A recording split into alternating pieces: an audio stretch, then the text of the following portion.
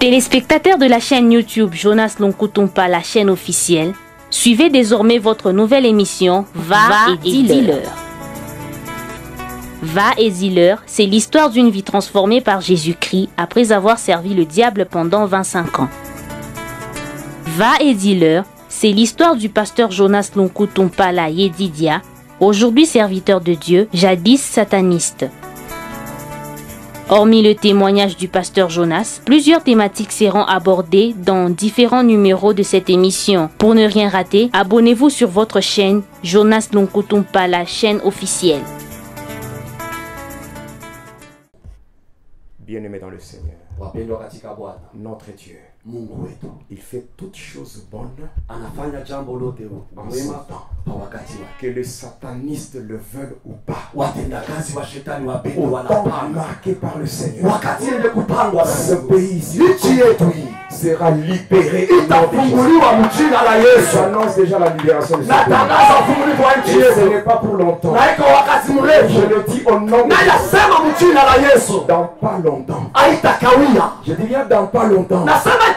Nous allons voir la gloire de Dieu dans ce pays. Dans ce pays, la gloire de Dieu sera visible au nom de Jésus. Est-ce que quelqu'un peut acclamer? Est-ce qu'on a besoin de Jésus?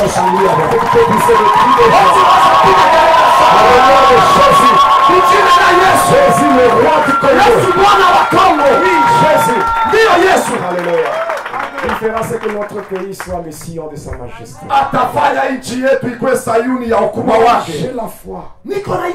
On a parlé sur le pays. Et qu'est-ce qu'il y a eu comme conséquence? Le poison.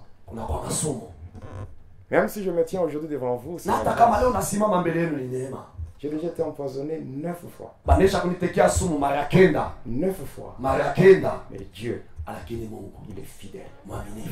Tant que Dieu t'a choisi et que la mission qu'il t'a confiée n'est pas encore arrivée à son terme, quoi que l'on fasse contre toi, tu ne mourras pas.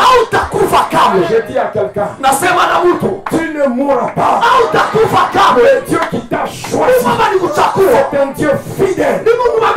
Et la fidélité de Dieu dépasse la méchanceté du diable. Ils te feront la guerre. Ils te feront la guerre. Ils te feront la guerre. Mais ils ne te vaincront pas. Ils ne te vaincront pas. Parce que le Seigneur sera toujours là pour te délivrer.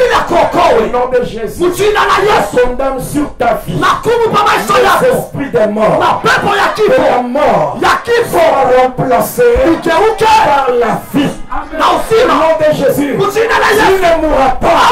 Tu vivras et tu raconteras les merveilles de Dieu. Au nom de Jésus. Tous ceux de la synagogue de Satan, tous ceux qui te font la guerre, ils viendront se prosterner devant toi. Oui, je le déclare au nom de Dieu. Dieu a déjà ouvert une porte. Une porte que personne ne peut fermer. Je dis à quelqu'un, tu as donné ta vie à Jésus, tu es béni. Je dis à quelqu'un, tu es béni. Parce qu'un enfant de Dieu est béni. Il est dit dans Romains 8, le verset 16 à 17. L'Esprit lui-même rend témoignage à notre esprit que nous sommes enfants de Dieu. Si nous sommes enfants, nous sommes aussi héritiers de Dieu, héritiers de Christ. Que tu es là, je le dis encore, tu es béni. Même si dans ta famille il y a la sorcellerie, je te dis ceci, tu es né dans une famille, mais tu n'as pas été créé par la famille. Ta vie ne dépend pas de ta famille. Ta vie dépend de celui qui t'a créé. Même si j'étais sur toi, démon de la sexualité, bloquer ton mariage, je le dis, dans marqué par Dieu, que ce soit la sorcellerie, soit le témoin de la société, tu vas te marier. Tu auras un mariage heureux. Jésus, a mis en toi des infections, des myomes, des maladies gynécologiques. Toute la Bible dit, tout ce que le Père n'a pas planté sera déraciné et jeté au feu. Ce que Dieu n'a pas planté sera déraciné,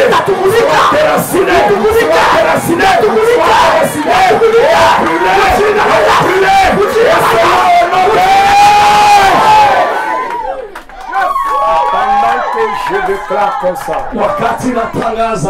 je connais la puissance de la déclaration. Pendant que je déclare comme ça, il y a des démons qui te quittent déjà. Il y a des esprits qui prennent le fruit. Au nom de Jésus, tu es la demeure de Dieu. Que Dieu fasse de toi une foule de femmes. Que les chaînes soient brisées. Que les liens se coupent. Et que ta vie soit libérée. Au nom de Jésus. Il n'y a personne qui peut bloquer ta vie. Il n'y a personne. Même le sorcier le plus gradé ne fera rien. Je vais dire à quelqu'un, le sorcier le plus gradé, il a un nom. Il a un nom.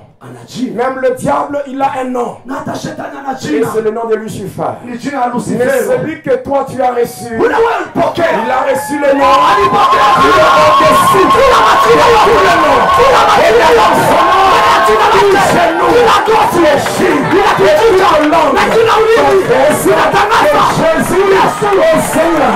Devant la sorcellerie, il est Seigneur. Devant les démons de la sexualité, Jésus est Seigneur. Devant la magie, il est Seigneur. Même devant le diable, Jésus est Seigneur. Il ne peut fuir. Il ne peut fuir que celui qui a peur. Je t'annonce ce matin, le diable, il a peur de toi. Quelqu'un ne m'a pas compris. Je vous ai dit, la vie chrétienne, c'est une vie de victoire. Le diable a peur de toi. Pourquoi il a peur? Parce que toi tu es soumis à Dieu. Il est dit dans Jacques 4 et le verset 7, mettez-vous donc à Dieu. Résistez au diable, il ne fuira. Je dis bien, il ne peut fuir que celui qui a peur. C'est qu'il a peur de toi. Désormais, ne tremble pas devant le diable. Ne tremble pas devant les sorciers. Je t'interdis de trembler. Je dis à quelqu'un, je t'interdis de trembler. Tu ne peux pas trembler. Tu ne peux pas trembler. Car celui qui est en toi, celui qui est en toi, il est plus fort que celui qui règne dans ce monde. La vie chrétienne, c'est une vie de victoire. Une vie de victoire. Si tu as la foi, reçois la victoire au nom de Jésus. Reçois la victoire au nom de Jésus. Reçois la victoire au nom de Jésus. Reçois la victoire sur les démons de la sexualité. La victoire sur l'impudicité. La victoire sur la masturbation. Reçois la victoire sur les mauvais rêves. Sur les mauvais rêves. Sur les mauvais rêves. Reçois la victoire sur les intimes. Sur les sikiles. Reçois la victoire au nom de... Tu es béni ce matin. Tu es béni ce matin. Je connais le Dieu que je sers. Le Dieu qui m'a tiré dans le bourbier du péché. Qui m'a déniché dans le gouffre de la magie. Le Dieu qui m'a tiré dans le griffe de Satan. C'est le véritable. Même si le diable est puissant, mais mon Dieu, il est le tout-puissant. Il est le tout-puissant. Alléluia. Alléluia. Nous parlons sur les génies de la forêt. 5e catégorie.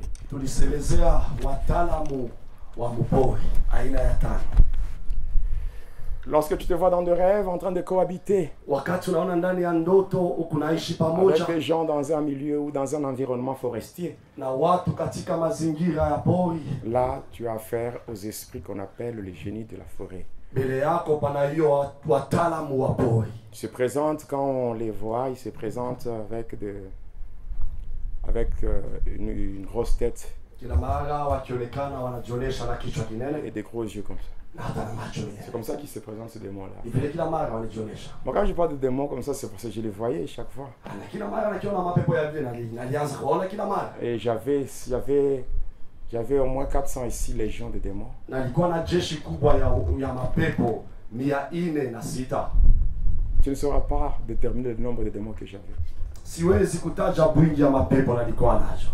J'en avais 406. Nalikuwa na 406. 406 légions. 406 ya jeshi. Une légion Jeshi moja est composée de 13 000 démons. inatungwa na 13,000 ya Maintenant, si tu mapepo. dois faire 406 fois 13 000, Ni ile tafanya 406 unamultiplier par 13 000 comprends seulement que Jésus na tunaelewa tu Yesu est le maître ni Bwana. de l'impossible. Isiowezekana. Ce qui est impossible aux hommes Kitowezekana kwa est wanadamu. possible à Jésus. Kinawezekana kwa Yesu. Et tout est possible Na yote à inawezekana. celui qui croit. Na yote anaamini. Quel que soit le nombre de démons qui ont été mandatés pour déranger ta vie, Ingawa wingi ya mapepo walituma wazuru maisha yako. si Jésus entre dans ta vie, Kama Yesu anaingia maisha quel yako. que soit leur nombre, Ingawa wingi wako. prendront fuite. Wataanza mbio. Prendront fuite. Wataanza mbio. Jésus, Yesu c'est la lumière. anakuwa ni Et les nuru. démons, Na c'est mapepo. les ténèbres. La lumière et le ténèbre ne peuvent jamais, alors jamais cohabiter. Nuru na giza haiwezi kamwe na basi kamwe kuishi pamoja. Alléluia. Amen. Nous passons à la 6e catégorie. Tunapita kwenye aina ya 6. Ce sont les... il y a les fantômes. Kunakuwa wale tunaita wa phantom. Les fantômes ainsi que les revenants. Wa phantom na hata mizimu. Ce sont des esprits des morts, Inakuwa ni mapepo ya wafu, des défunts, ya watu walisha kufa et qui remontent na wanarudia de l'abîme tokea kuzimu pour venir déranger les gens. ili waje kuzuru maisha ya watu. Qui remontent du séjour des morts Wanatoka toka Adeze et qui viennent déranger les gens. na wanakuwa kuzuru maisha ya watu. Surtout ceux-là qui sont dans le veuvage. Na zaidi wale wanakuwa wajane, Une maman qui a perdu son mari mama aliyepoteza bwana et yake qui voit son mari la nuit. na kila mara anamuona bwana yake usiku. Un homme qui a perdu sa femme et qui voit sur sa femme. Mwanaume anapoteza bibi yake, kila mara anamuona bibi yake kurudia. Les esprits pareils viennent même pour annoncer certaines choses, Na mapepo ya vile kila mara inakaribia ili kuje kutangaza vitu vingine même dans des familles. hata ndani ya majama. Une maman qui attend famille Na mama ambaye anakuwa na mimba et on va dire que non, on a rêvé tel qui est déjà décédé et qui est venu dire que non, l'enfant portera tel nom. na banasema tuliona mtu fulani anaisha kufuaka na nituambia sema mtoto tazala atabeba jina mtu Ces fulani. esprits-là Ile mapepo viennent souvent dans des hôtels, kila mara inakuwa katika mahoteli, dans des boîtes de nuit, katika maboîte de nuit, dans des bars, katika makabare, dans des terrasses. katika materasi. Parce que les démons de l'ivrognerie, les démons de l'impudicité marchent de pair. Na basi pepo ya usharati na pepo ya ulevi banatumika pamoja. Faites attention. Tukebeange. Ceux qui ont l'habitude d'entrer dans des nightclubs, Wale wanakuwa na zoezi wa kuingia katika maboîte de nuit. évitez ces choses-là. Tukebeange. Évitez ces endroits-là. Tukebeange kuingia mahali ya pale. C'est démoniaque. Ni ya mapepo. Faites attention. Il ne Tukebeange. faut pas s'exposer. Haipashe kutoa zarani maisha yako. Enfin, la 8e catégorie, Na sasa mwisho aina ya 8 sita. oui, 7e catégorie. Aina ya 7. La 7e catégorie, ce sont les maris et les femmes de sorcellerie. Aina ya 7 inakuwa ni wa bwana na wa bibi tokea uchawi. Ici, faites attention. Na hapa tukebeange. Ce sont ces esprits-là Inakuwa ni mapepo qui invitent les démons géants, inalika mamdemona wakafiata, passant par l'inceste. wanapitia usharati ndani ya jamaa. C'est-à-dire que dans le rêve, Ni kusema ndani ya ndoto Donc tu te vois unajiona en train de connaître des relations intimes avec des personnes qui sont de ta parenté. uko na sharatika na wandugu yako. Une femme qui voit souvent son père. Na kila mara mwanamke anaona kila mara baba yake.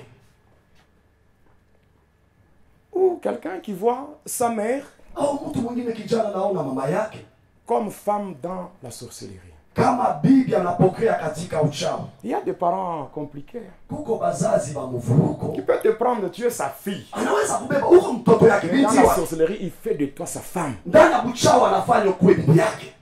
Et par moments, tu le vois Na kila mara en unamwona train de coucher avec toi dans le rêve. anasharatika na wewe ndani ya Tu te ndoto. vois en train de coucher avec tes cousins. Unamwona anasharatika na wewe wako. Ça, quand tu vois des choses pareilles, Ukiona vitu vya ce hivi sont les maris et les femmes de sorcellerie. inakuwa ni wa bwana na wa bibi wa Là, ce uchawi. ne sont pas des démons. Haina mapepo. Là, ce sont des êtres humains Hiyo inakuwa ni aina ya wanadamu. qui sont dans la sorcellerie Wako ndani ya uchawi.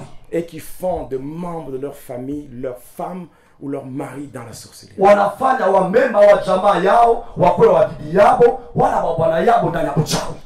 Il faut beaucoup lutter Kila mara inapasha kushindana contre ces démons-là. kinyume na ile mapepo. Les démons de la sexualité. Mapepo ya usharati Provoquent beaucoup de dégâts. inachokoza kasara Parce que mingi. quand tu vois ces démons, Kama unaona ile c'est mapepo, qu'il y a un mariage spirituel manake kunesha kwa ndoa harusi ya kiroho. plus avec toi dans le monde des ténèbres. Munafanya pamoja naye mulimwengu wa giza. Peut-être aujourd'hui tu n'es pas encore marié. Sasa zingine leo waingia ndani ya ndoa. Lorsque tu vas te marier, Wakati utaingia ndani ya ces ndoa, choses-là vont se manifester. vile vitu vitaonekana. Ça provoque beaucoup de dégâts. Vitachokoza hasara ya mingi. Beaucoup de dégâts. Hasara ya mingi.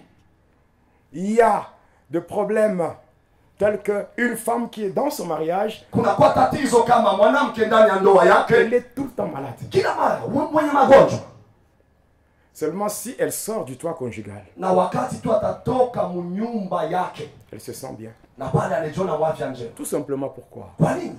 Quel est ce mari qui peut tolérer Ni bwana kanya anaweza kuvumilia c'est que sa femme bibi yake soit en liaison avec un autre? na yeye asharatiki akwe katika uhusiano na Parce que bwana. spirituellement tu es marié. Saa zingine mkironesha kwa Lorsque tu te maries dans ce monde physique, mulimwengu ya kimwili la ukiolewa, jalousie de ce mari-là de ténèbres wivu wa ule bwana wa buchawi fera en sorte que premièrement, itafanya mbele que par rapport à la santé, kuambatana na afya que tu sois instable. na wewe ukose ustare. Tu peux même quitter, Unaweza hata allant kukimbia, jusqu'à accuser le mari de sorcier. unachongea bwana mchawi. Il y a beaucoup de divorces comme ça. Kuna kukatika kwa mandoa mingi vile. Est-ce qu'on peut avancer? Tunaweza kusonga mbele. Ça provoque aussi le blocage matériel. Na kila mara inafanya kukwe vizuizo mu hatua ya vitu vya Si kuishi tu navyo. épouses une femme Na kama unaoa mwanamke qui a un mari de ténèbres, eko na bwana mlimwengu wa tu ne giza, pourras jamais progresser. kama huwezi kwenda mbele, Le tout n'est pas d'épouser une femme parce qu'elle est belle. yote haiko kuoa mwanamke ndio anakuwa mrembo. Demande à Dieu Umlombe kwa de Mungu montrer l'état spirituel de cette femme. akoneshe hali ya kiroho ya yule mwanamke.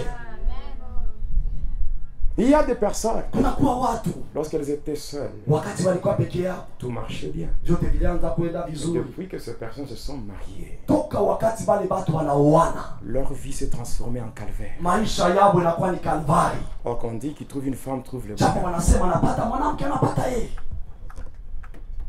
Si tu ne veux pas te débarrasser des esprits, des démons de la sexualité, Na kama upende kujitenga na mapepo ya usharati, tu deviendras un porte-malheur na wewe utakuwa mtu anaisha kuchukua ole pour ton futur mari. juu ya bwana wako, Et ça ne marchera pas. na bistaenda mzuri. Ces esprits-là Hili mapepo sont à la base inakuwa ni chanzo de l'impuissance, ya kutokuwa na nguvu, l'impuissance sexuelle, kutokuwa na nguvu katika ndoa, la frigidité. na hata ulemavu. Une femme qui devient frigide. Mwanamke anakuwa frigide. Il y a certains phénomènes Kunakuwa pia mambo mbalimbali que même la médecine humaine ne peut pas justifier. na hata unganga haiwezi kufasiria, Les règles douloureuses, na hata hiyo miezi ya kuuma, l'absence de règles. ukosefu wa miezi Ce sont ces esprits qui font ça. ni mapepo yanafanyaka vya vile. Et quand on te dit tu dois te battre, Na fais kama pas semblant. wanakwambia inapasha upike vita. Je pense que je ne saurais pas tout dire aujourd'hui. Naona kama vyote sitaweza kusema leo. Alors on passe à la 8e catégorie. Na tunapita kwa kikundi cha 8. La 8e catégorie, ce sont les djinns. Kikundi cha 8 inakuwa ni majini. Les djinns, Majini. surtout dans la religion qu'on appelle islam. Na zaidi mukiislamu Chez les musulmans, kwa Waislamu on utilise ces esprits-là. wanatumia majini. Les marabouts, Na hata wafumu ils font ce qu'on appelle, ils jettent les mauvais sorts na wao wanatupa mikoshi sur les filles juu ya wanawake pour bloquer leur mariage. ili wazuie mandoa yabo. Les esprits qui maintiennent beaucoup de filles Mapepo inashika wanawake wengi dans le célibat, katika mbaraka, ce sont des djinns. inakuwa ni majini.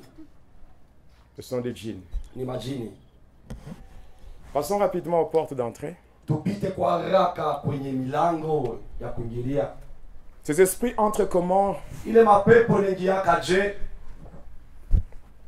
La première porte Mlango wa kwanza de démons de la sexualité, ya hiyo mapepo ya usharati c'est l'immoralité sexuelle. inakuwa ni usharati wenyewe mbele. Faites attention.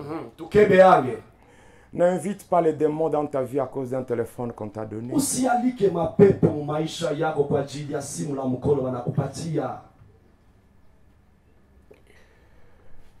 Juste pour avoir des mégabytes, il faut livrer son corps. Juu upate madata inapasha utoe mwili wako kusharati. Pour avoir, je sais pas, un habit, Au upate mavazi il faut livrer son corps et par là, les démons sont invités. inapasha utoe mwili yako na pale unalika mapepo. L'immoralité sexuelle. Usherati. De relations sexuelles Kupatana katika tendo la ndoa hors mariage. nje ya ndoa. Relations sexuelles hors mariage. Unapatana katika tendo la ndoa nje ya ndoa. C'est-à-dire, Maana yake quand on dit hors mariage, kama wanasema nje ya ndoa c'est-à-dire avant le mariage ni kusema mbele wewe uingie ndani ya ndoa ou en dehors du mariage. au uko mundoa lakini unashagatika na bwana mwingine. 1 Corinthiens 6, Wakorinto wa kwanza sura yake ya 6 18 à 19. mstari wa 18 mpaka 19. Vous allez comprendre ce Na phénomène. pale mtaelewa hivi tunasema. Quand on parle de l'immoralité sexuelle, Tukisemesea usherati il y a plusieurs domaines. kuna kwa vipande mbalimbali.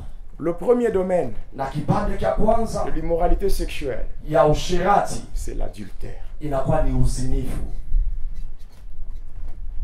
Écoutez, bien-aimés dans le Seigneur, Usikilize wapendwa katika Bwana. l'acte sexuel Tendo la ndoa est un don sacré inakuwa ni zawadi ya heshima qui nous a été accordé par notre Père Céleste ilitupewa na baba yetu aliye juu mbinguni, et qui ne peut se concrétiser que dans le mariage. na inaweza kutendeka tu ndani ya ndoa, Pas avant hapana et mbele pas en dehors. na hapana nje. Donc, le premier domaine Na hatua ya de kwanza l'immoralité, ya usherati c'est l'adultère. inakuwa ni uzinifu. C'est-à-dire, l'adultère, c'est quoi? Maanake uzinifu ni nini? C'est une violation. Inakuwa ni kuibia. Une violation volontaire de l'engagement de fidélité. Kwa kipendaro naibia kuambatana na hiyo tendo ya uaminifu mliayonena. Qu'on dit toujours, je te resterai fidèle Na kila mara tunasema atabakia mwaminifu jusqu'à ce que... mpaka hapo. Maintenant, quand tu tombes dans l'adultère, Na c'est sasa que ukianguke muuzinifu ni kusema unaibia. tu as violé volontairement Unaibia kwa kupenda kwa roho. l'engagement Hiyo de utuba fidélité dans le mariage. ya uaminifu ndani ya ndoa.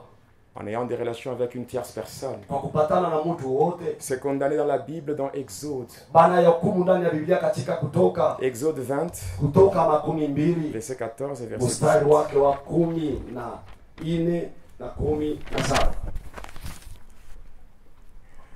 Deuxième domaine.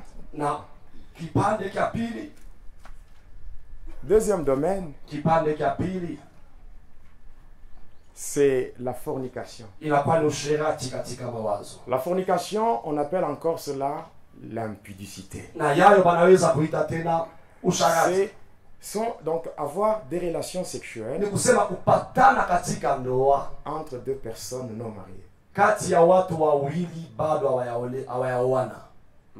Des personnes qui ne se sont pas encore mariées, Watu bado hawayaoana mais qui consomment le mariage. lakini wanaofa kila mara tendo ya Ça ndoa. s'appelle impudicité ou fornication. Na yayo banaita usharati. C'est condamné. Na yayo Et ça donne l'accès na yayo inafungula mlango aux démons. kwa mapepo. Vous voyez, j'ai parlé de toute une litanie de conséquences, Na hapo mliona na litaa ya bwingi wa vinyume mbalimbali, n'est-ce pas? sivyo? Non, vois maintenant les portes Na sasa ona milango ya kuingilia par lesquelles pale vile vitu ce démon entre. vinaingilia. Donc tu es libre Na hapo uko huru de pouvoir fermer ces portes. ya kuweza kufunga ile milango. Si tu ne veux pas vivre les conséquences que nous avons énumérées, Kama upende kuishi vinyume ambaye tulitaja, tu ne peux pas aimer une chose et son contraire. hauwezi kupenda kitu na kinyume chake. Alléluia. Donc c'est un problème de décision. Ni mambo ya mpango. Tu te décides, tu dis non, Unachukua mpango unasema hapana,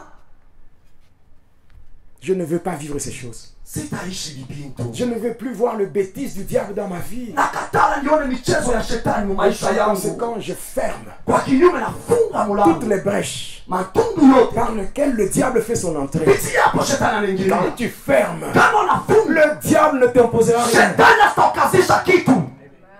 Il est dit résister Wanasema shindana, et il fuira. na yeye Tu atakimbia. peux résister, tu Unaweza fermes. kushinda, Tu unafunga. dis non, Unasema hapana, mon corps n'est pas un jouet. mwili yangu anakichezesha.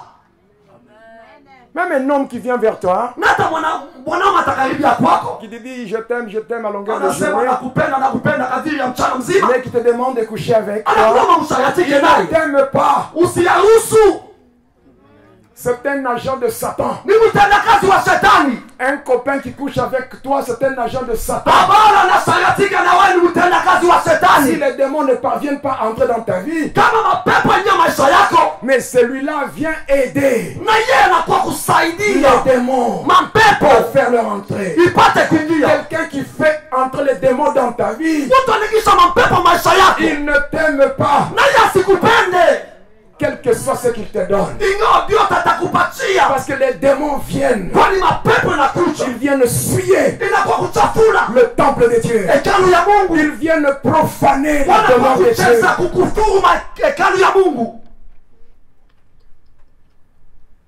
Tout autre péché que tu vas commettre. Zambi lolote utakapotenda Alléluia. Par rapport à l'impudicité, kuambatana na usherati, c'est ce que la Bible dit. Biblia inasema, La Bible dit ceci. Biblia inasema hivi, Tout autre péché que tu commets, zambi zote c'est en unaweza dehors du kutenda corps. ni nje ya mwili, Mais l'impudicité, lakini c'est un usherati péché que tu commets avec le corps. ni zambi unayatenda na Hors de mwili ton yako. corps. Mwili yako. C'est ça le temple de Dieu. Japo mwili wako ni Et hekalu ya celui qui Mungu, détruira le temple na de Dieu, tayaribu hekalu ya Mungu, Dieu le détruira. Mungu pia atamharibu. Ne cherche pas à être un ennemi de Dieu, Usitafute kuwa adui wa Mungu passant par l'impudicité. kwa kupitia kwa njia ya usharati. Évite ces choses. Epuka ile maneno. Troisième domaine, Hatua ya tatu, les déviations sexuelles. na hapo kutoka nje kuambatana na maisha ya usharati, Les déviations sexuelles, kutoka nje kuambatana na usharati. on appelle en d'autres termes les perversions. Aha, kwa tamko ile banaita kuharibika inayotazamia maisha Les ya perversions. kuharibika. Parmi ces perversions-là ou ces déviations, on peut Kati ya hiyo citer njia tunaweza kutaja l'homosexualité, na hata kupatana kwa wanaume kati yabo le PD. wapende. Il y a le lesbianisme Kuna kwata wa lesbiani, kuna kwa lesbianisme et des femmes lesbiennes. na wale wanawake wanakuwa lesbiani.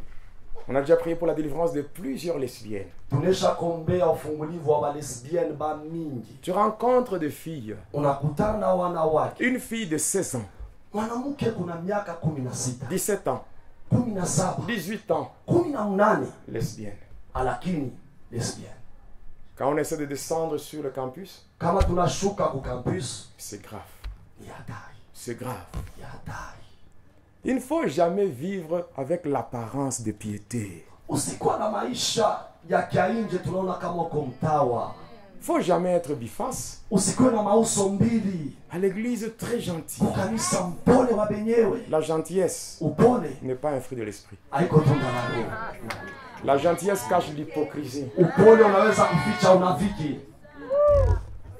Il faut faire très attention. Inapasha tukebeange.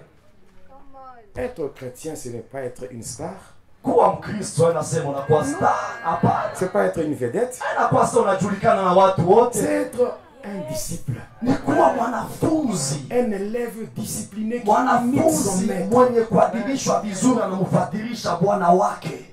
Et d'ailleurs, pour que tu vives la vraie sanctification, Na ili uishi utakaso wa il kweli, faut que tu acceptes les jugements de Dieu inapasha ukubali hukumu la Mungu sur ta vieille nature. juu ya umbo lako la zamani, Et que tu acceptes de mettre de l'ordre dans ta vie. na ukubali weke usawa ndani ya maisha La yako. vieille nature, c'est quoi? Umbo la zamani ni C'est nini? ça, Galates 5, 19 à 21. Joi wa Galatia 5:19 mpaka C'est ça que Paul dit, autrefois vous Ni yale étiez Paulo ténèbres. anasema wakati za kale mulikuwa giza, Si Dieu te juge na kama Mungu anaamua et que tu acceptes que na unaitika kama le jugement de Dieu est vrai, hukumu la Mungu ni ya tu kweli, acceptes que unaitika les choses dans lesquelles tu étais vitu ndani yamo ulikuja étaient mauvaises. ilikuwa vibaya, Et tu prends la décision, unabeba mpango, tu te dis, unajambia je ne peux plus prendre part sitashirikia à ces tena œuvres-là infructueuses de ténèbres, kwa hiyo matendo mais ya désormais giza, je vais les condamner. lakini tangu sasa Quand tu tabihukumu. commences à les condamner, Ukianza kubihukumu tu auras en toi la nausée du péché. ndani yako utakuwa na bunya bwa Tu zambi, auras le dégoût de ces choses. hautapenda vile vitu, Et tu regarderas ces choses comme la boue. utaangalia vile vitu kama matope. Tu n'es pas un chien. Hauko umbwa, Il n'y a que le chien ni paka wa umbwa qui rentre à ce qu'il a vomi. wanarudia kuvitapikio. Proverbe 26, verset 11. Mezali 26 mstari wa 11, Comme le chien kama umbwa retourne à ce qu'il a vomi, anarudilia bila litapika, ainsi l'insensé retourne à sa folie. na vile mpumbavu anarudia kwenye bazimu yake. Je suis en train de parler du lesbianisme. Nasemezeni na utazamia ulesbianisme. Après cela, il y a la pédophilie. Kisha hiyo kunakuwa pedofili.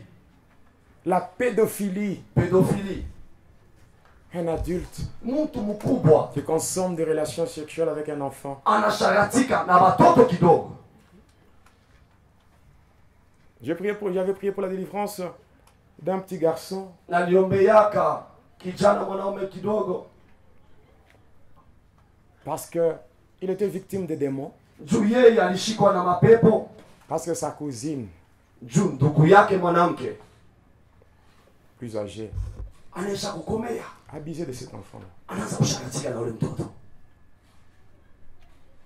Il y a des choses hein, Kuna vitu que nous sommes en train d'expliquer. tuko nafasiria, Tu peux trouver ça drôle. unaweza kuona kama inakuwa ni mazimu, Mais ce sont des vérités. lakini ni maukweli. Surtout avec vous qui aimez regarder des films là inutiles. Na zaidi mwe mnapenda kuona mafilamu haisaidii kitu, Des films romantiques. mafilamu ya romance, Des films sur novelas. mafilamu juu ya Ce novelas, sont des films des impudiques. ni mafilamu ya basharati. Au fur et à mesure que vous regardez ces Zaidi choses, unapenda vile vitu, ça avilit votre âme. binaanza kuzekesha nafsi yako. Vous regardez, Unaangalia, vous commencez à vous conformer par rapport à ces choses. unaanza kufananisha maisha yako na vile Et vitu. la Bible dit ne vous conformez pas. Na Biblia inasema msifanane na ulimwengu wa sasa, Ça influence votre caractère. na hapo inaanza kuongoza tabia yako, Ça influence votre habillement. inaongoza hata mavazi Ça yako, influence même votre façon de marcher, de parler. inaongoza na namna yako ya kutembea na kusema. Tu n'es pas la photocopie de quelqu'un. Na wewe hauko picha ya mtu mwingine. Je te dis, tu n'es pas la photocopie de quelqu'un. Nakwambia hauna picha ya mtu mwingine. Vis ta vie. Ishi maisha yako, Tu es spécial. uko pekee, Tu es spécial. uko pekee Et tu es unique. na uko peke yako. Alors vis ta vie Na basi ishi maisha yako dans la volonté de Dieu. katika mapenzi ya Mungu. Alléluia. Tendons déjà vers la fin. Na sie ni karibu mwisho, Tendons vers la fin. sie ni karibu mwisho. En dehors de la pédophilie, Nje ya pedofili la bestialité, na hata usharati na wanyama, la bestialité, usharati na wanyama, une personne mutu qui couche avec une bête. unasharatika na wanyama. On peut aussi appeler cela l'animalité. Na hapo tunaweza kuita unyama. Il y a des gens qui font ça. Kuna watu wanafanya vya hivi. Je me rappelle l'année 2011. Nakumbuka mwaka 2011. J'avais prié pour une sœur Naliombeaka dada moja. qui était tellement possédée par ces démons-là, Na yeye alishikwa na ile mapepo. au point que pour qu'elle soit satisfaite, hein, Ili yeye afurahi, il fallait coucher au moins avec 50 personnes par jour. ilipasha asharatike na watu 50 siku moja. Et après, comme ça a exagéré, Na kisha vile bilianza kupitisha kipimo, elle allait maintenant vers le bête, na yeye anaanza kwenda kwa banyama. les chiens. Waimbwa. Mais on a prié pour sa délivrance et Dieu lui a fait grâce. Tuliomba Mungu amfungue na Mungu alimjalia neema. Et aujourd'hui, elle est bien. Na leo eko Elle, katika elle huru. est là, elle sert le Seigneur, elle est dans une église quelque part, dans le département d'intercession, c'est là où elle est. Eko pale anatumikia Mungu katika kanisa fulani katika kikosi cha waombaji. Ni pale eko. Après Na kisha la bestialité, unyama. vient la fellation. Kuna kwa ile tunaita felation.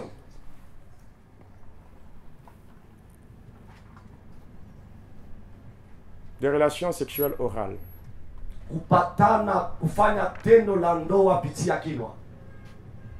Ça fait entrer des démons. Inaingisha mapepo. La sodomie. Hata kisodoma. Des relations qui se font par la voie anale. Kupatana katika tendo la ndoa lakini kumkongo. Ces choses-là. Ili vitu Ça fait entrer iko naingiza les démons. mapepo. Ça fait entrer les démons. Inaingiza mapepo.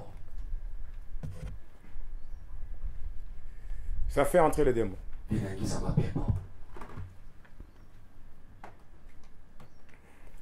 Après cela, Na kisha hiyo vient une autre porte. kunakuwa mlango mwingine. Là, nous attaquons un autre domaine. Na pale tunamakia upande mwingine. Ce domaine que nous attaquons, c'est quoi? Upande ambao tutasemezea ni upande gani? La visualisation de la pornographie. Ni kuona mapicha ya watu wanafanya usharati.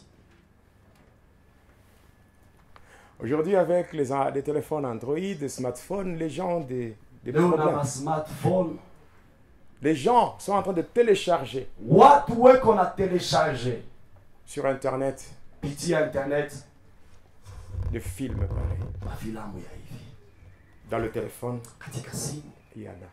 iko. Alors, il est dit, tu ne verras pas la nudité d'une personne. Biblia inasema hawezi kuona utupu wa mwenzako. On peut continuer? Unaweza kuendelea? Est-ce qu'on peut continuer? Unaweza kuendelea?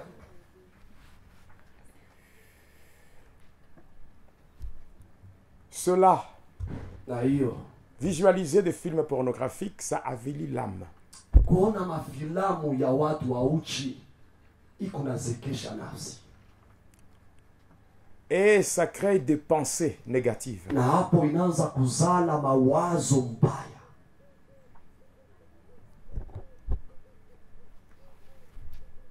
En dehors de cela, il y a le voyeurisme. Na zaidi ya ile inakuwa ni hiyo maisha ya kuchungulianaka. Le voyeurisme, Na hiyo kuchunguliana c'est un péché, inakuwa ni zambi, une perversion sexuelle inakuwa ni aina ya usharati qui consiste à déshabiller une personne de sexe opposé avec les yeux. inafanya unamvula mtu, mwanamke anamvula mwanaume mavazi kupitia kumwangalia tu. C'est la raison pour laquelle le diable Ndio kwa maana shetani pousse certaines femmes, certaines sœurs à s'habiller très mal.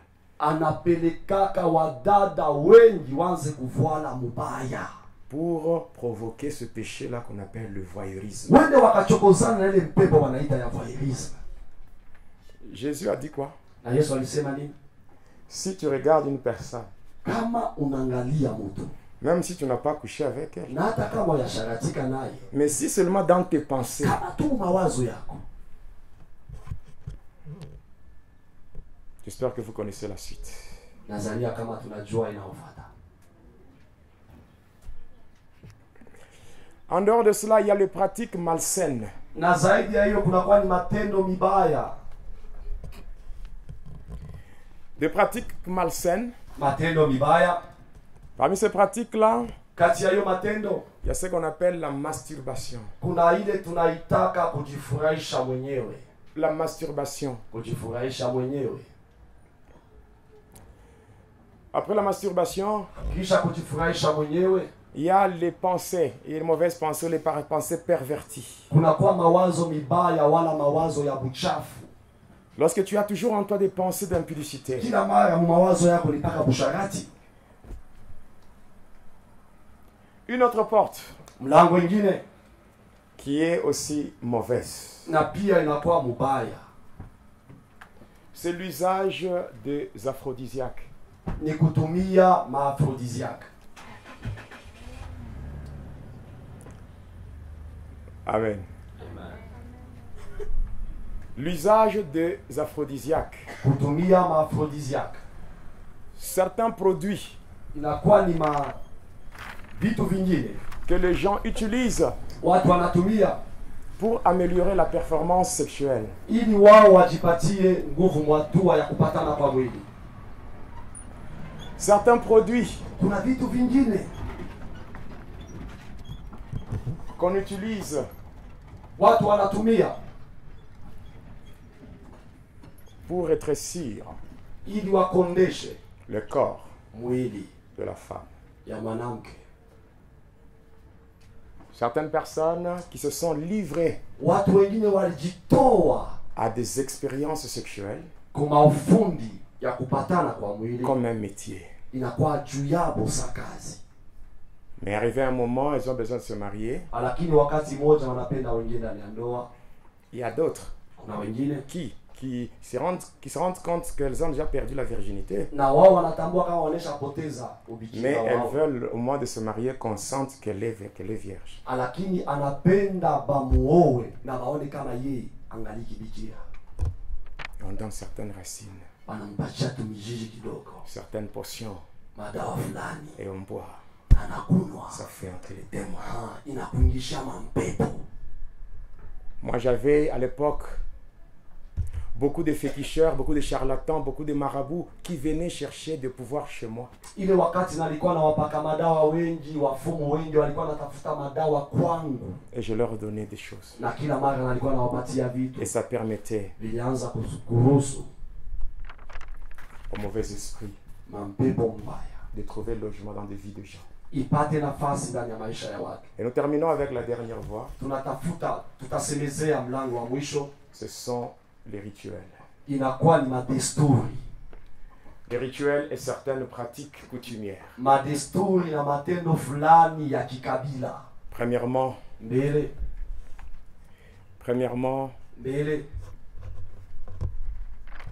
lors de la circoncision. Wakati mwanaume wanamtengeneza, La circoncision, wakati wanatengeneza kijana mwanaume, il y a certaines pratiques qui se font là kuna matendo mbalimbali wanafanya pale, et par lesquelles certains hommes se retrouvent soumis à des démons. napitia hapo watu wengine wanajiona wanashikwa. Des rituels liés à l'apparition, je dirais, de premières règles chez certaines femmes. Na hata inakuwa ni madesturi inaambatana na miezi ya kwanza inaotazamia wanawake. Il y a des choses qui sont tellement naturelles. Kuna vitu vinaweza kuonekana vya umbo, Qui ne demandent même pas certaines gymnastiques. aviombe hata kala sisi moja.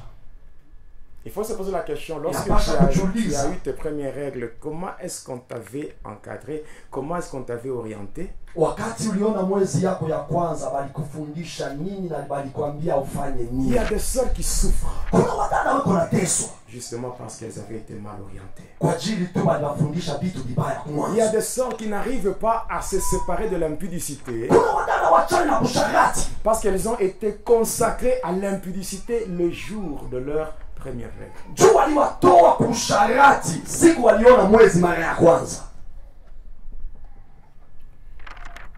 Toute personne qui est initiée à la sorcellerie, Mtu wote ule wanamuingisha mkuchawi sorcellerie consciente ou inconsciente, na zamiri yake wala bila zamiri yake, sorcellerie sanguine. hata uchawi katika damu. Tu ne peux pas être dans la sorcellerie sans avoir un mariage dans le ténèbre. hawezi kujikuta ndani ya uchawi bila ukuwe na ndoa mwatua ya kiroho. Bien-aimés, regardez toutes ces choses. Wapenda, tuangalieni vitu vyote. Alléluia. Amen. Regardez toutes ces choses Tuangalie vitu vyote. qui sont des portes. Inakuwa kama milango. Des portes que les gens ouvrent Milango batu wanajifungulia. pour laisser entrer Wache mapepo ingie. les démons. Mapepo. Cependant, quand Jésus vient, Japo wakati Yesu anafika, il vient selon Apocalypse 3:20. anafika kuambatana na Ufunuo 3:20. Voici, je me tiens à la porte Tazama anasimama mlangoni. et je frappe. Napika hodi. Si quelqu'un entend ma voix Kama kuna mtu anasikia et sauti qu'il yangu, ouvre la porte, afungula mlango, j'entrerai. taingia. Lui, il vient Yeye anakuja en toute politesse. na adabu yote. Jésus, Yesu il est tellement poli. anakuwa mwenye adabu kabisa. Il fait ce qu'il ne devait pas faire. Anafanya ile asikupashe kufanya. Si j'ai ce téléphone ici, Kama niko na hiyo simu la mkono, ce téléphone m'appartient. simu hii ni yangu, Ça m'appartient. ni yangu. J'ai besoin de l'utiliser. Napendelea kuyatumia. Est-ce que je dois venir demander la permission au téléphone? Napasha nije niombe ruhusa kwa hiyo simu. Téléphone, s'il te plaît, est-ce que je peux t'utiliser? Simu na unaweza kuruhusu nikutumie? C'est ce que je peux faire. Nini naweza kufanya? Je viendrai Takuja sans demander la permission bila kuomba et je vais l'utiliser. na tayatumia. Mais regardez Jésus, Angalia Yesu, c'est le créateur. Muumbaji. Nous sommes des créatures. Sisi ni viumbe Mais vyake. pour faire son entrée, Ili apate il vient kuingia. frapper. Anakuja Il kupiga vient hodi. demander la permission. Anakupa ruhusa. Quel amour! Mapendo gani? Mais le diable ne frappe pas. Shetani apikake hodi. Le diable pousse la porte. Shetani anasukumaka mlango. Et il entre Anaingia pour te pourrir la vie. ili aozeshe maisha Quand yako. il entre, Akiingia il va tout chambouler dans ta vie. na yatageuza vyote ndani ya maisha yako. Mais c'est à celui-là que tu laisses la porte. Sasa ni kwa ule unafungulia mlango. Celui qui vient pour te détruire. Ule anakaribia kwa kukuharibu. Jean 10:10. Yohane 10:10. Le voleur Mwizi ne vient que pour dérober et égorger. anakuja aibe, achinje na haribu.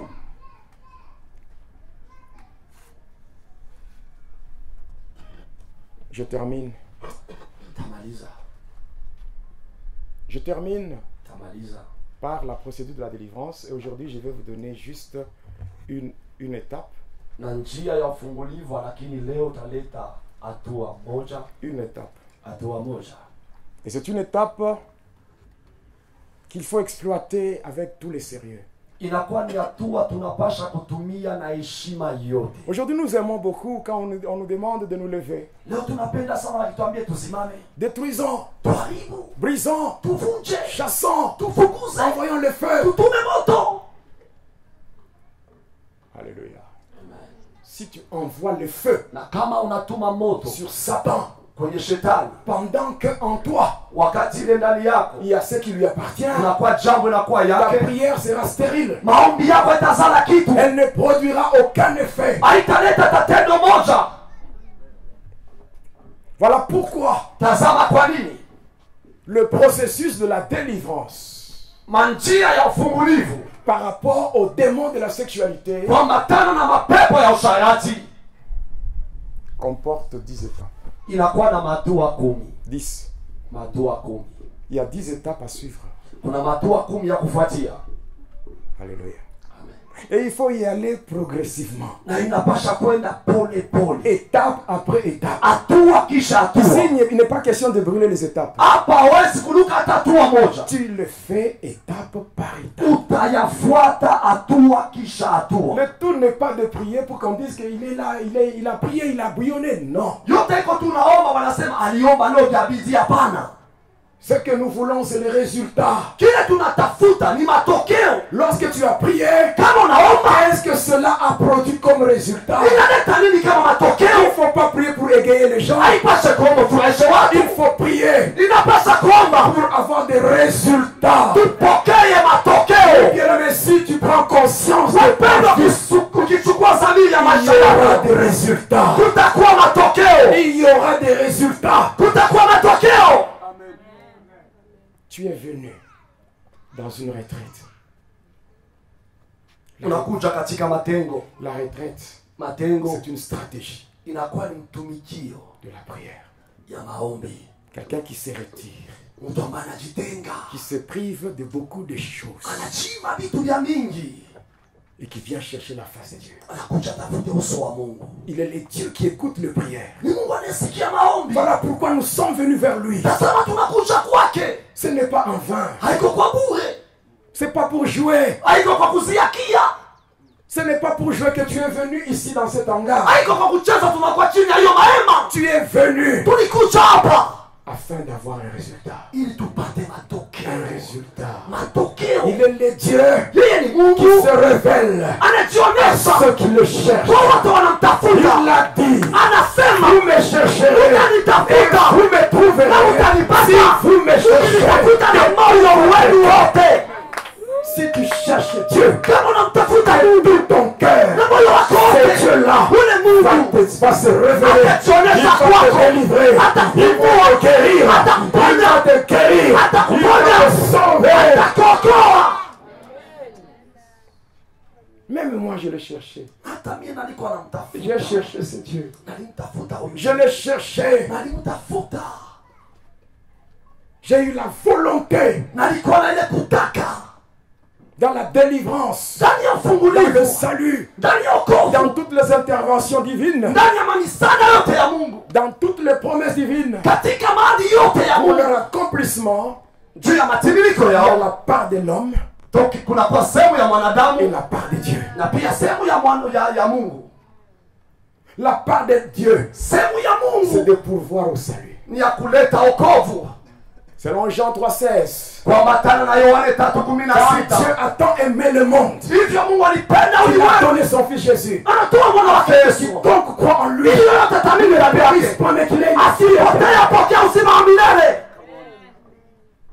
dans son amour, Ndani ya upendo wake il a donné Jésus. anatoa Yesu. Afin que Jésus vienne mourir à la Ili croix à notre Yesu place. aje kufa msalabani pa nafasi yetu. Et la deuxième des choses, Na hatua ya pili c'est que nous, si par rapport à nos offenses, kuambatana na makosa il y yetu. avait une punition Kulikuwa pizo qui devait être notre partage. ilipasha iwe sehemu La yetu. punition Kuna que pizo nous méritions, tulikuwa na stahili. Dieu l'a fait tomber sur Jésus. Mungu anayangusha penye kwa Yesu. Esaïe 53:11. 53:5. Isaya 53:5. Le châtiment Mapiko qui nous donne la paix inatupa amani. est tombé sur lui. Inaanguka juu yake. L'homme des douleurs, Mtu alizoea maumivu, habitué à la souffrance, anazoea mateso, il a pris notre place. anabeba nafasi Et la yetu. punition que nous méritions, Na pizo cette tulistahili. punition est tombée sur lui. Ina pizo inaanguka juu C'est la yake. part de Dieu. Inakuwa ni sehemu Mais ya la Mungu. part de l'homme, Sehemu ya mwanadamu c'est de faire un choix. ni kuchakua.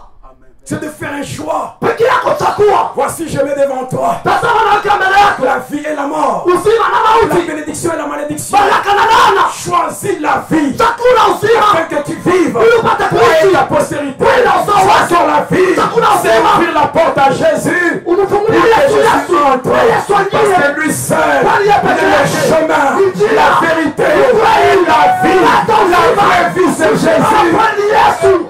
Sans Jésus, Bila Yesu la vie n'a pas de sens. maisha yanakosa Il n'y a que maana. Jésus Ni mpaka qui Yesu peut donner un sens à notre existence. anaweza kuleta maana kwenye uzima Voilà wetu. pourquoi Tazama kwa nini Jésus est là.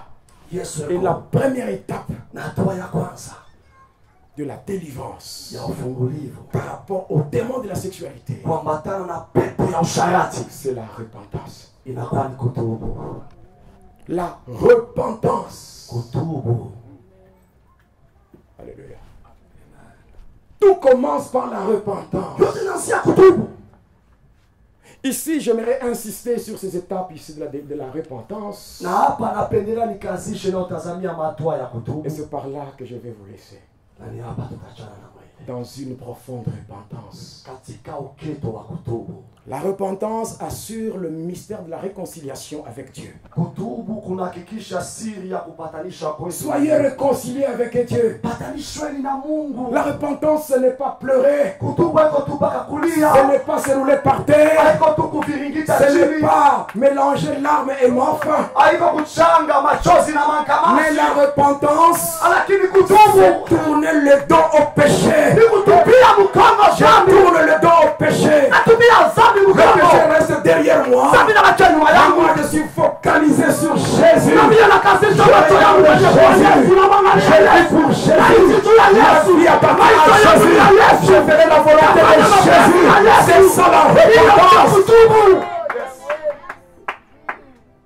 La repentance commence par la conviction de ce péché. Avant de demander au Saint-Esprit de te saisir, de te remplir, pour que tu parles en langue, pour que tu voies la manifestation des dons spirituels. Demande au Saint-Esprit de te convaincre sur le péché. Il a reçu le mandat de nous convaincre, de nous convaincre sur le péché, sur le péché, convainc sur le péché.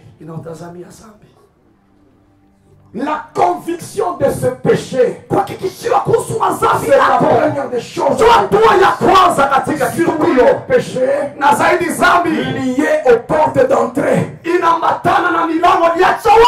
Quand tu faisais la masturbation, n'est-ce pas, tu voyais que c'était bien. Lorsque tu faisais l'impudicité et toutes ces choses-là, tu voyais que c'était bien. Le tout n'est pas de voir une seule face de la médaille. Il faut aussi voir le revers. Tu peux consommer le péché, mais tu penses aussi aux conséquences du péché. Au jour du bonheur, sois heureux. Mais au jour du malheur, réfléchis avant de condamner les hommes, avant de condamner ta famille, avant de condamner qui que ce soit. Fais d'abord ta propre vie. Essaye de faire une rétrospection de ta vie. Et tu verras dans quel bourbier tu étais. Et quand tu commences à reconnaître, Seigneur, je me reconnais coupable. J'ai consommé l'impudicité. J'ai consommé l'impudicité. Oui, j'étais dans la masturbation. Comme moi je l'avais fait. J'avais fait une cure d'âme de 2 semaines. Et je disais, Seigneur, je ne vais rien cacher. Je ne vais rien cacher. Parce qu'au devant de toi, tout est transparent. Tu es celui qui sonde le cœur et le rein. Tout ce que je peux cacher, c'est déjà connu par toi. Alors Seigneur, donne-moi la force d'ouvrir ma bouche et de confesser ce que j'ai fait. Et j'ai confessé. J'ai pleuré pendant 2 semaines. Parce que ça me faisait mal. Moi qui avais été créé à l'image de Dieu. Mais pendant 25 ans, je faisais des choses qui ne glorifiaient pas mon Créateur.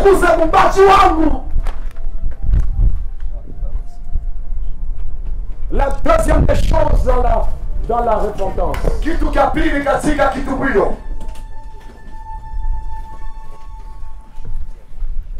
la deuxième des choses, c'est la confession. Cette confession doit être faite auprès d'un serviteur de Dieu. Le tout n'est pas de dire que non, j'ai fait une confession générale. Seigneur, toi-même tu connais tout ce que j'ai fait. Non. Tu dois citer. Tu dois parler de ce que tu as fait. Et tu le dis devant un témoin. Un homme de Dieu qui n'était pas là quand tu commettais ces abominations. Tu dois trahir le diable. Le diable n'est pas ton ami. Les démons ne sont pas tes amis. Les choses que tu as consommées, tu dois les dévoiler. Tu dois les livrer. Que le diable soit humilié. Alléluia. Amen. Écoutez-moi bien aimé. Le diable fait croire aux gens que quand tu commences à te repentir, tu auras honte. C'est faux. C'est faux. Une personne qui veut se réconcilier avec Dieu n'aura jamais honte. Les hommes peuvent me critiquer, mais Dieu va m'agréer. Dieu va m'agréer. Au nom de Jésus. Par contre, dans la confession, ce n'est pas toi qui auras honte. C'est le diable qui sera humilié. Les choses faites en secret sera dévoilé au grand jour. Et il n'y aura plus de secret entre toi et le diable. Parce que je n'ai pas ami. Alléluia. Alléluia. David dit dans le psaume 32, le verset 1 à 5, il a dit, tant que je cache les choses, je n'avais pas le repos.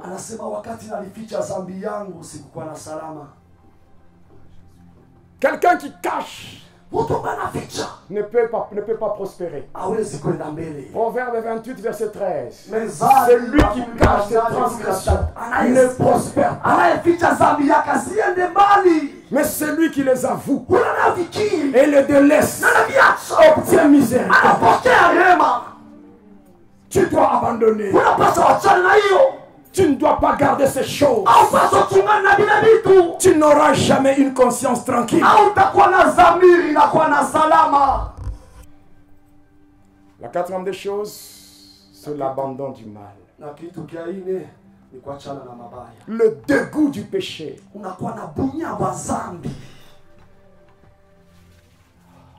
Une rupture avec les mauvaises habitudes. Tu dois rompre avec ces choses. Il faut qu'il y ait un changement de vie. Et que tu produises des fruits dignes de repentance.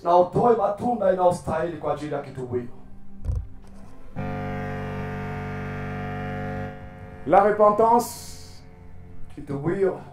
dispose le cœur à l'humiliation et à l'acceptation du pardon que seul Jésus peut donner.